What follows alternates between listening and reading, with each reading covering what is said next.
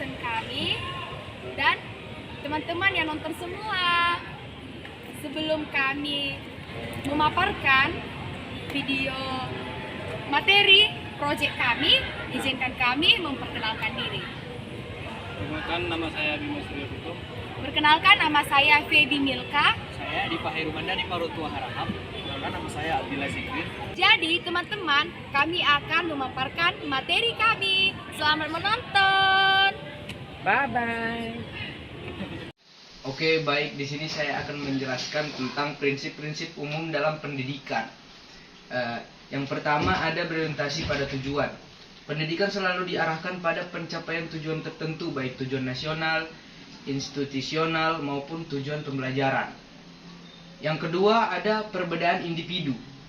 Setiap peserta didik memiliki kemampuan gaya belajar, latar belakang, dan karakteristik yang berbeda-beda. Yang ketiga ada lingkungan kondusif. Pendidikan memerlukan suasana yang aman, nyaman, dan mendukung agar proses belajar berjalan optimal. Yang keempat ada kebutuhan peserta didik. Proses pendidikan harus memperhatikan kebutuhan minat, bakat, dan potensi peserta didik agar perkembangan optimal. Yang kelima ada kesiapan. Belajar akan lebih efektif bila peserta didik dalam keadaan siap baik secara fisik, mental, maupun emosional. Yang keenam ada penilaian dan umpan balik. Hasil belajar perlu dievaluasi secara objektif dan diberikan umpan balik agar peserta didik tahu kekuatan dan kelemahan. Oke, selanjutnya saya akan membahas tentang kelemahan dan kelebihan prinsip-prinsip umum dalam pendidikan. Yang pertama saya bahas adalah kelemahannya, yaitu 1. Terlalu umum. Prinsip filsafat sering membahas hal yang luas dan mendasar, sehingga sulit dijabarkan secara spesifik dalam kegiatan pendidikan. Yang kedua, terlalu abstrak. Banyak konsep filsafat bersifat teoritis dan tidak konkret, membuat penerapannya di dunia pendidikan memerlukan penafsiran mendalam. Yang ketiga, sulit diterapkan secara serentak. Karena setiap lembaga dan individu memiliki pandangan dan kondisi berbeda, penerapan prinsip filsafat tidak bisa dilakukan secara seragam. Yang keempat, ada butuh penyesuaian terus-menerus.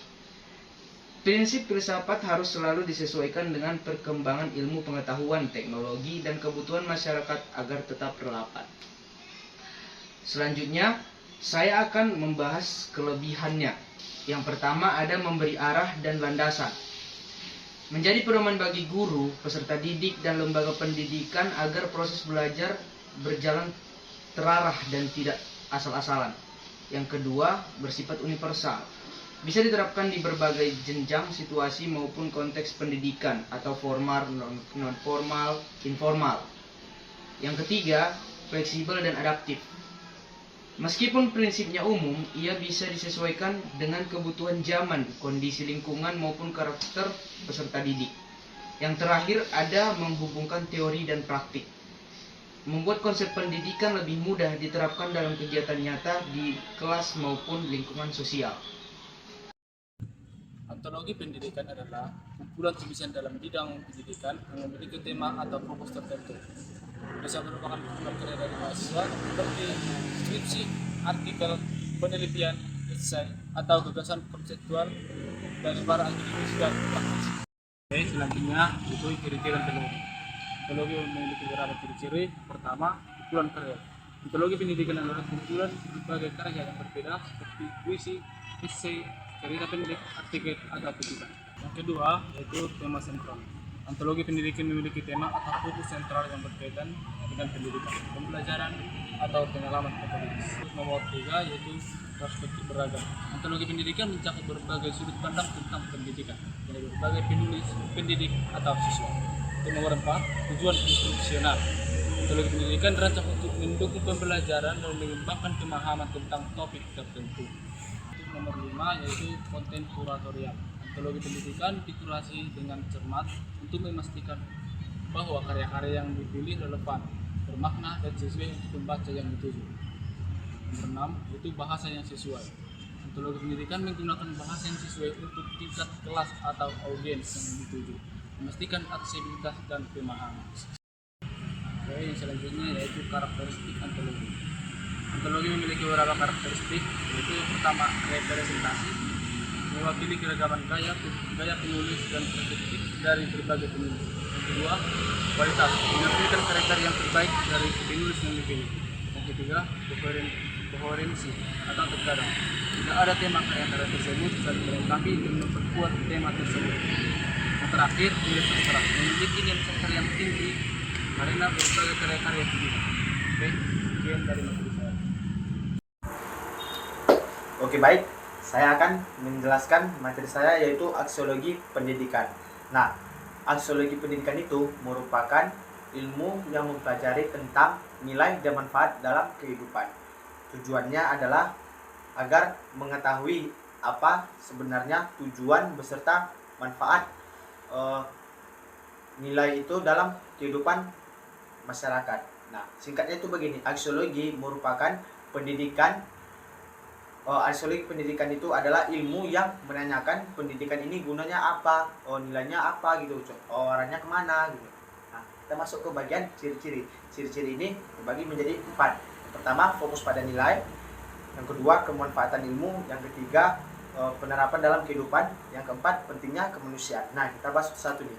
Yang pertama, fokus pada nilai. Artinya, aksiologi lebih memperhatikan hal-hal yang dianggap baik dan benar dan bermanfaat dalam kehidupan manusia. Yang kedua, kemanfaatan ilmu. Artinya di sini ilmu tidak hanya untuk diketahui gitu, tetapi harus memberi manfaat bagi manusia dan lingkungan sekitar. Nah, yang ketiga, penerapan dalam kehidupan. Maksudnya di sini aksiologi itu menekankan agar pengetahuan atau ilmu bisa digunakan dalam kehidupan sehari-hari, tidak hanya dipelajari secara teori doang. Nah, yang keempat, pentingnya kemanusiaan. Maksudnya di sini semua ilmu dan tindakan manusia gitu sebaiknya tetap menghargai yang namanya nilai-nilai kemanusiaan seperti keadilan, kebaikan, dan rasa kepedulian. Kira-kira seperti itu. Nah, oke, kita lanjut ke pembahasan berikutnya, yaitu karakteristik aksiologi. Karakteristik aksiologi ini terbagi menjadi 5. Yang pertama itu berbicara tentang nilai dan tujuan. Dan yang kedua, menjaga sisi kemanusiaan. Yang ketiga, berorientasi pada hasil akhir. Yang keempat, bisa diterapkan di kehidupan nyata. Dan yang kelima, itu fleksibel mengikuti zaman. Oke, kita di sini membahas satu persatu. Yang pertama, berbicara tentang nilai dan tujuan. Aksiologi ini maksudnya membahas apa tujuan dari suatu ilmu dan nilai apa yang ada di dalamnya gitu. Nah, yang kedua, menjaga sisi kemanusiaan.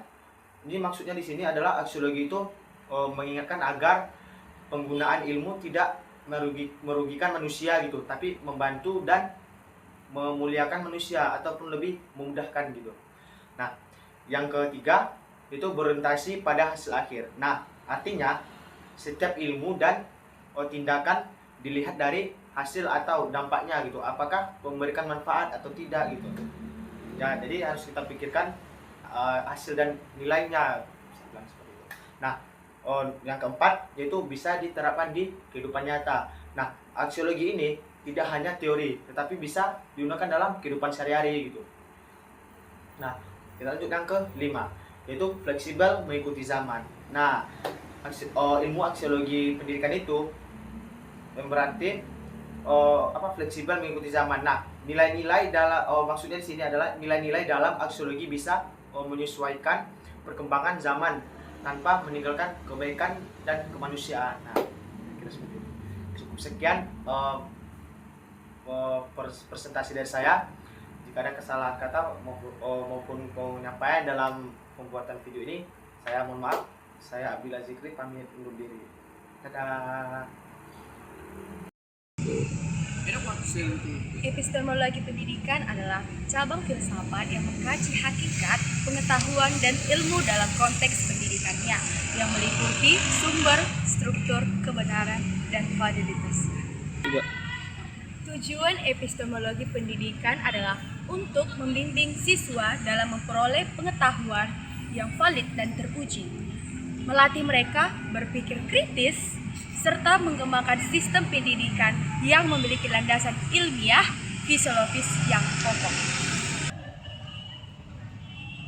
Ciri-ciri dari epistemologi adalah yang pertama, menganalisis sumber pengetahuan, yang dimana ini membahas dari mana manusia memperoleh pengetahuan seperti melalui indera, akal, atau bahkan pengalaman mistis. Yang kedua yaitu menentukan kriteria kebenaran, yang dimana ini adalah menetapkan tolak ukur atau kriteria yang menentukan apakah suatu pernyataan itu benar atau tidak, serta apakah pengetahuan dapat dipertanggungjawabkan. Yang ketiga yaitu sifat evaluatif dan kritis, yang dimana ini menetapkan tolak ukur atau kriteria yang menentukan suatu kebenaran atau tidaknya pengetahuan dan pertanggungjawaban. Dan yang keempat yaitu mengkaji hakikat pengetahuan, yang dimana materi ini ada dan yang keempat yaitu mengkaji hakikat pengetahuan. Epistemologi menelaah apa itu pengetahuan strukturnya, serta bagaimana pengetahuan itu berkaitan dengan keyakinan dan justifikasinya. Oke guys, cukup sekian video project dari kami. Jika ada kesalahan maupun penyampaian kami dalam menyampaikan materi kami mohon maaf. Kami dari kelompok 4 kami pamit undur diri. Cukup sekian dan terima kasih. Dadah. Terima kasih telah menonton.